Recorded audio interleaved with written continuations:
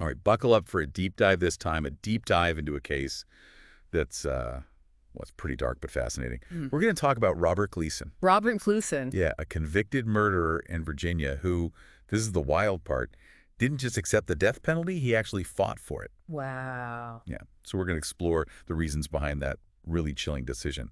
We're using excerpts from Gleason's Wikipedia page to kind of trace his story, Okay. from his early crimes all the way to his very last shocking choice. You know, it's interesting. His case isn't just a straightforward crime and punishment story, you know what I mean? Right. It really raises some questions Yeah. about the justice system and Totally.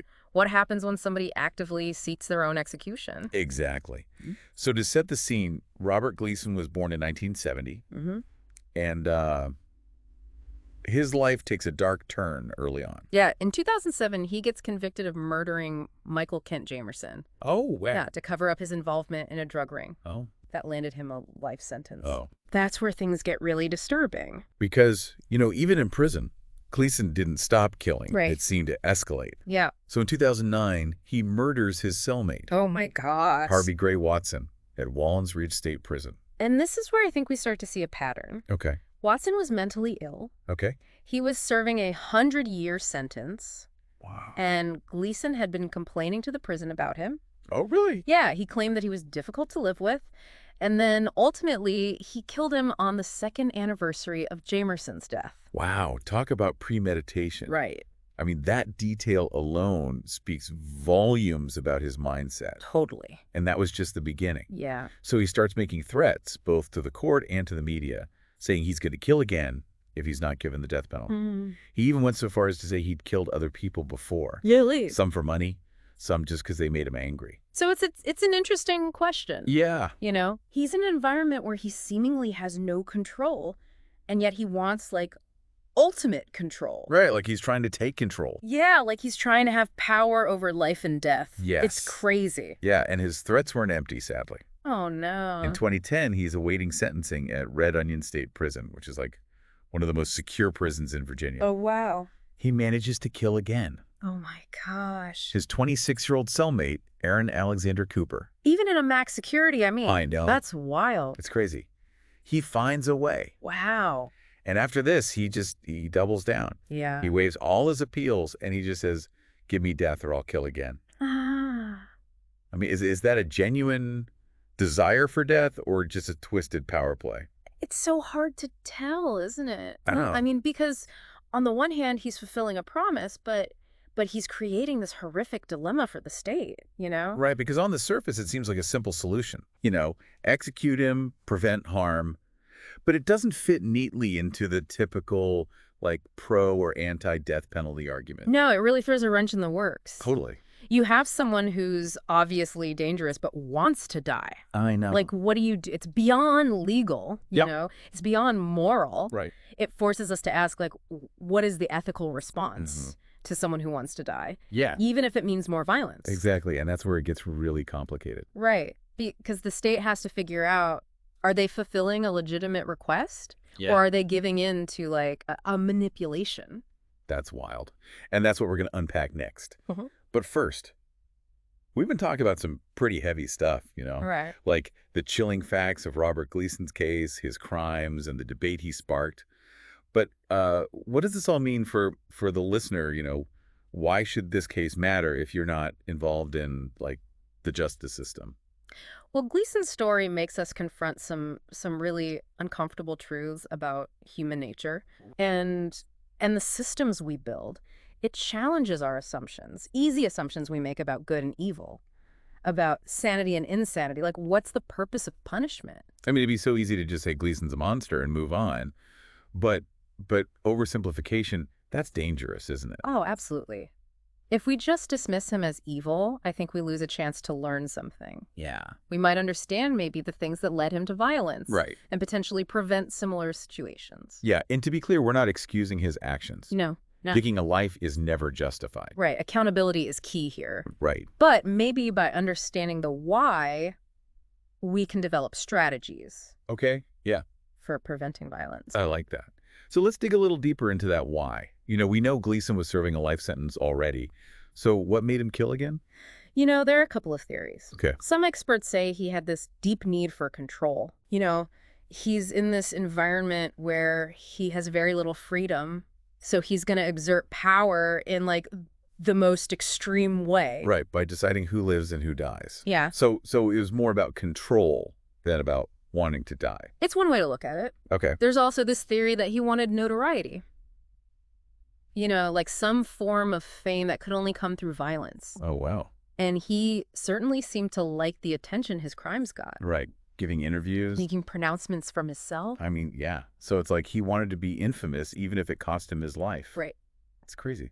And we can't forget about mental illness. Right. Gleason wasn't formally diagnosed Okay. with a specific disorder, but a lot of experts think his actions point to a really troubled mind. Right.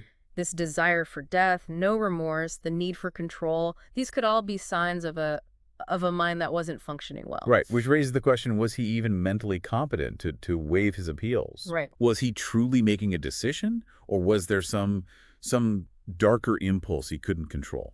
That's a tough one, yeah. Legal experts still debate this today. I bet. Yeah. There's no easy answer. And his case shows how complex it gets when mental health and the justice system intersect. So where does that leave us? Like, what can we take away from this dive into Robert Gleason?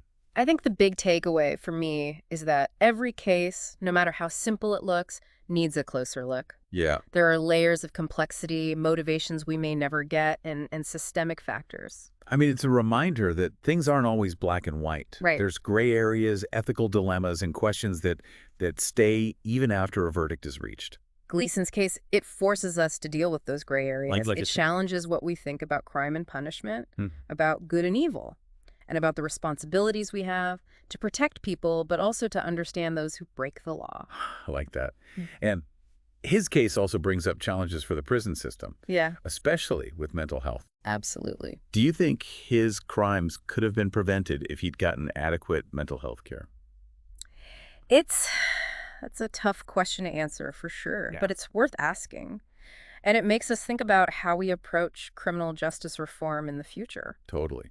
And what about the ethics of actually executing him? Oh. Does the state have to, like, prevent suicide?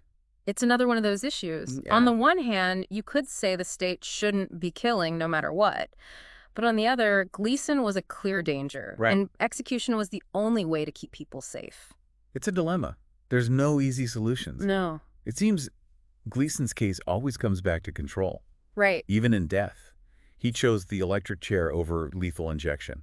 Which was unusual. I know. Yeah. And he wouldn't even say what his last meal was.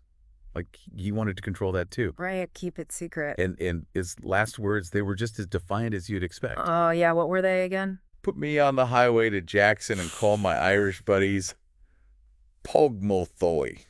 God bless.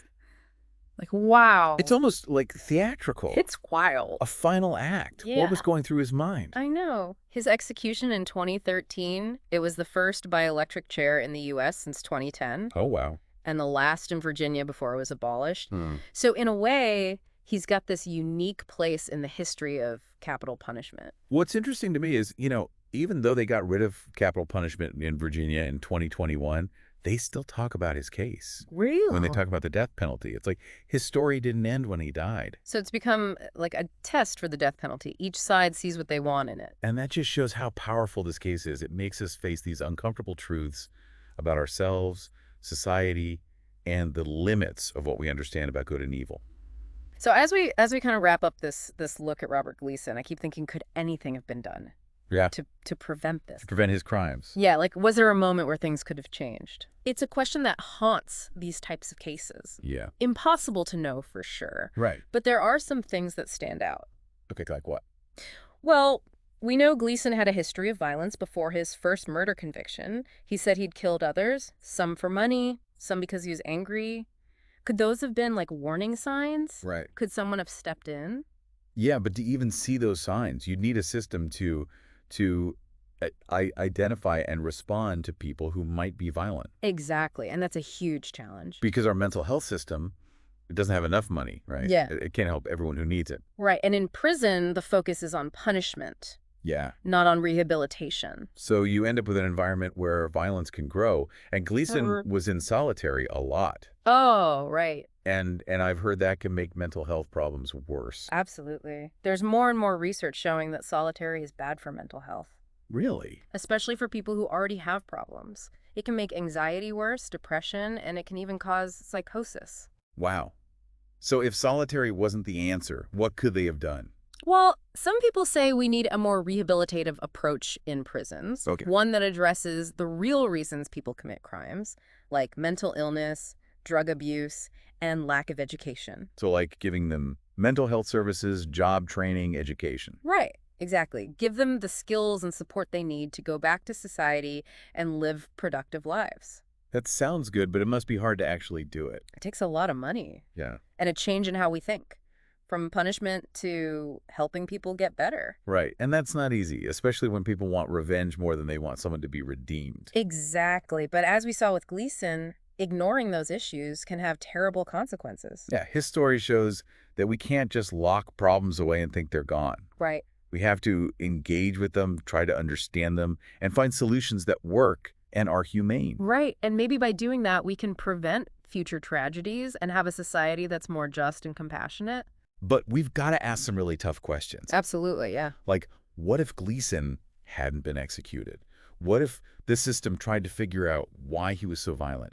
Could they have stopped him from hurting more people? Could he have, like, found a way to redeem himself, even in prison? Those are complex questions. Yeah. We may never know the answers, but we should still ask them. Right. They make us think about the justice system, about different ways to handle tough cases like Gleason's. His story is a really clear reminder that crime and punishment aren't simple. No. We need to understand things in a nuanced way, be compassionate, and be willing to face hard truths. Absolutely. And hopefully by having these hard conversations, by looking into these dark sides of human behavior, we can start to build a world that's more just and humane for everyone. I like that. Thank you for coming along with us on this journey. I hope it's made you curious and made you think more about these things. Yeah. And be sure to come back next time. We'll jump into another interesting topic. Uncovering stories and finding unexpected connections that make our world so complex and interesting. Until then, keep exploring, keep asking questions, and keep the conversation going. You know, it's easy to get lost in the specifics of a case like this. Yeah. But Gleason's story, it kind of makes you think bigger, you know, Yeah. about how we deal with violence as a society Yeah. and the people who commit it. Absolutely. I mean, it forces us to look beyond just him Right. and at the systems we have in place. Like, are we doing enough to prevent violence? Are our prisons actually helping people change, or are they Yeah. just like storing people away, you know? It's a hard thing to face because I think we want to believe people can change. Yeah. Even people who've done terrible things. Right, like redemption is possible. But then there's Gleason, Hmm. and he just seems determined to be violent. Yeah. Even when facing death. Right. It's like he messes with our ideas about justice Yeah. and about whether people can be rehabilitated. It makes us wonder, like, are some people just beyond help? And that's a scary thought. Yeah. I mean, if we think some people can't change, what does that say about us? It's a huge question. Right. Philosophers, people who study crime, they've been trying to answer that forever. Yeah, like what is punishment for? Oh. Is it to stop crime? To fix people? Hmm. Or just to get dangerous people away from everyone else? And Gleason, he makes those questions even more complicated. I mean, wanting to die, no remorse, it makes us think about how much compassion we can have. Right. And what evil really is. What if things had been different? Like, what if the system hadn't focused on punishing him? What if they tried to understand, like, why he was so violent? It's impossible to know. Right. But it's interesting to think about. Yeah. Could therapy, mental health treatment, just someone to talk to, could that have changed his life? It's a hypothetical, Yeah. but worth thinking about. We will never know for sure. But it makes you think about missed opportunities, you know, Right. for him and for all of us. And it reminds us that holding people accountable is important. Right. But we shouldn't forget about the possibility of redemption, even in cases like this. So we're wrapping up this deep dive into Robert Gleason. Yeah.